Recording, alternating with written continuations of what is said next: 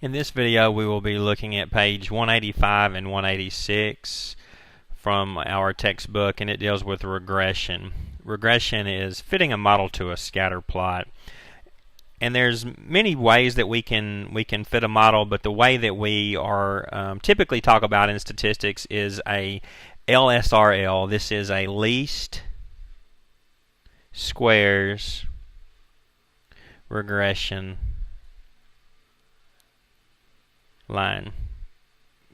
If you've used your TI-83 or 84 calculator before, when you did Stat Calc 4 and LinReg, that's what the calculator performed. Typically you're using 2 points in algebra, and here we're going to have multiple points that likely do not fall in a straight line.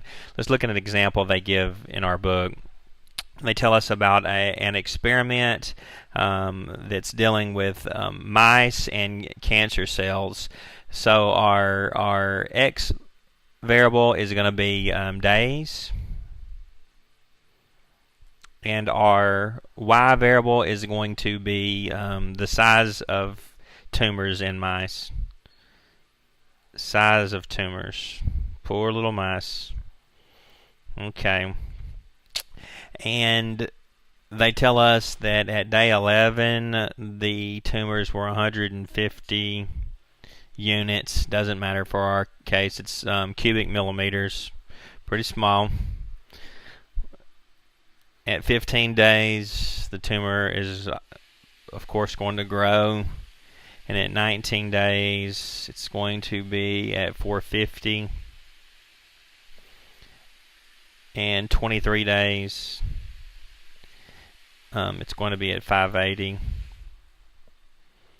and at 27 days it's going to be at 740. Alright, I'm going to plot these points over here on my graph.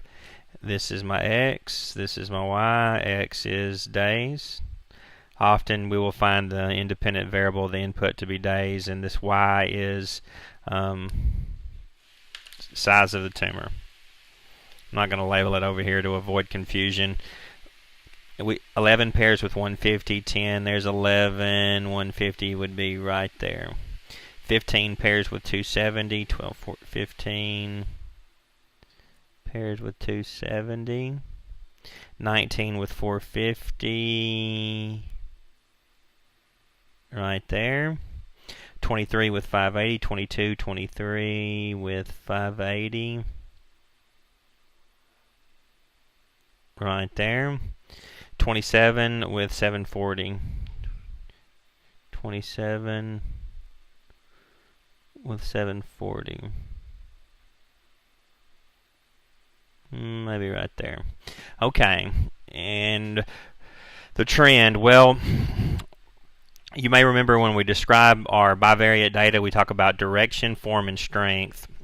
Well, the direction is most clearly positive. That is, as the number of days increase, the size of the tumor increase, as we expect. The form, it is a linear form. It looks like we could draw a straight line almost directly through this. And the strength, it's very strong. R, the correlation, if we found this, R would be probably very near 1. Alright, but what we're interested now is performing a regression. We're going to find the least squared regression line. We're going to essentially draw some line through here that best fits these data. Well, how do we do that? The equation that we have is this least squared regression.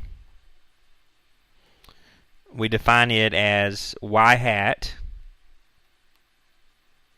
This is our predicted y value, and it's going to be a plus bx, where this a is the y-intercept and this b is the slope. Now, this b, this slope, can be found by taking our correlation coefficient r and multiplied that by the standard deviation of the y's divided by the standard deviation of the x. And this will make sense. We know that slope is a change in y divided by change in x, so you see that here. And r will determine the sign of the slope. If r is positive, the slope will be positive. If r is negative, the slope will be negative. But you won't have to use this by hand. We're going to use technology to find this least squared regression. In order to find LSRL, much like when we found correlation before, we will use technology. Use technology. A calculator, Excel, or in this case I'm going to show you a site online that you can find it. Alright, so go to Google, search regression calculator. Alright, and you will see several hits. I'm going to suggest that you use this fourth one, regression calculator, linear exponential. They're all reasonable, but I found this one to be, once you get through the ads you have to deal with, pretty easy to use. X column, Y column. So 11 tab 150, 15 pairs with 270, 19 pairs with 450, 23 pairs with 580, and 27 pairs with 740. Alright, from here we can calculate regression equations.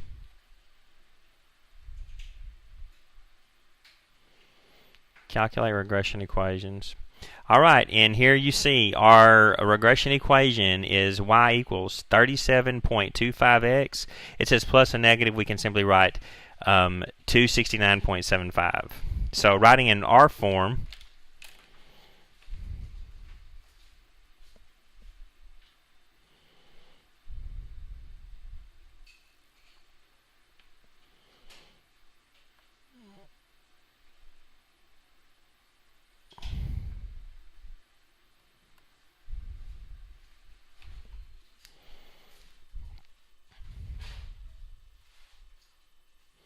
and you can see down here at the bottom it gives us the correlation R as well, 0.9871.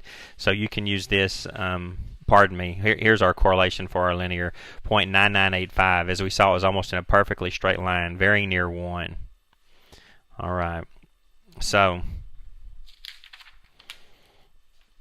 here's the equation. I've rewritten this. In our form here, we put the slope second, the coefficient of x, and the y-intercept goes first. It's a little bit different than our mx plus b form from algebra. The reason it is in this form is in later portions of statistics you might have multivariable regression, so this would be our first x, and potentially we'd have an x2 and x3. We would have different variables as predictors. So it doesn't really matter that we've written the slope first. So now what can we do with this model? Well, given some x, you can take some value for days, and we should use the model only for values between 11 and 27. Alright, using them for outside of that is not what the model is intended, and that's called extrapolation. Okay, using the model for values outside of our domain. We can take some value of x, substitute it in here, and it would predict a y. That is, some number of days can predict the size of the tumor. Alright, with that you should be able to handle problems from page 185 through 186.